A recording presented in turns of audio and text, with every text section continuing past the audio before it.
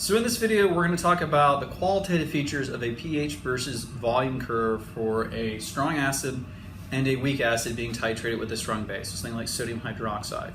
In the case of strong acid, this could be something like hydrochloric acid. In terms of weak acid, it could be something like benzoic acid.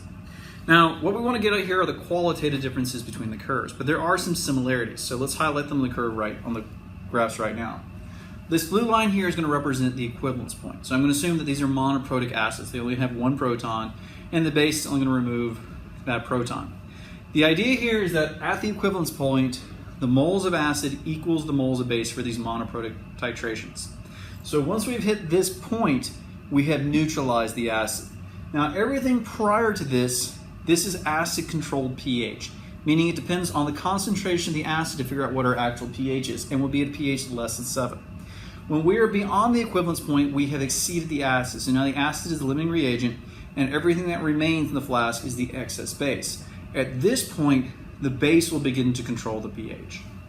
So if we look at a strong acid being titrated with a base, we have our starting pH. And this is dictated purely by the concentration, starting concentration of the acid.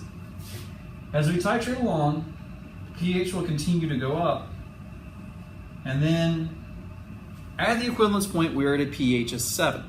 Now this is going to be a key difference between the weak acid.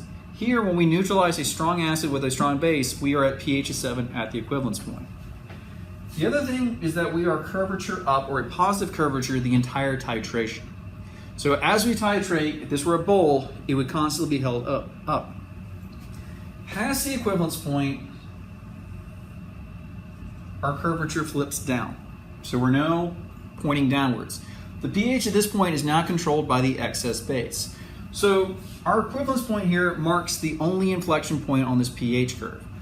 We have curvature up, we hit equivalence, and we have curvature down. This switch in curvature is associated with the fact that you are switching from an acid-controlled pH to a base-controlled pH. So that's your strong acid titration against a strong base. What about your weak acid? Well, for your weak acid, you're still going to see this inflection point at the equivalence point because you're switching between acid control and base control. But here's the big difference.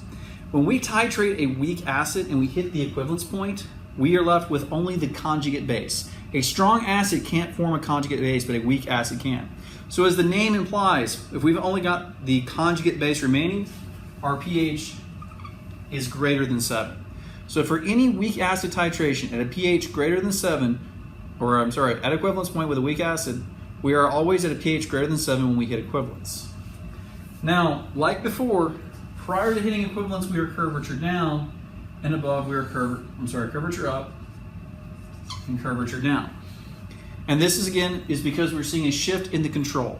Beyond this point, the base is controlling the pH, before the acid is controlling it.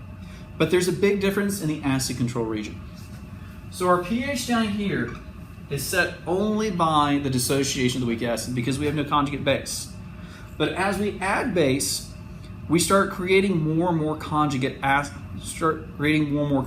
from the weak acid. And we get a curve that looks like this. So it starts curvature down, then becomes curvature up, unlike the strong acid, which remains curvature up the whole time.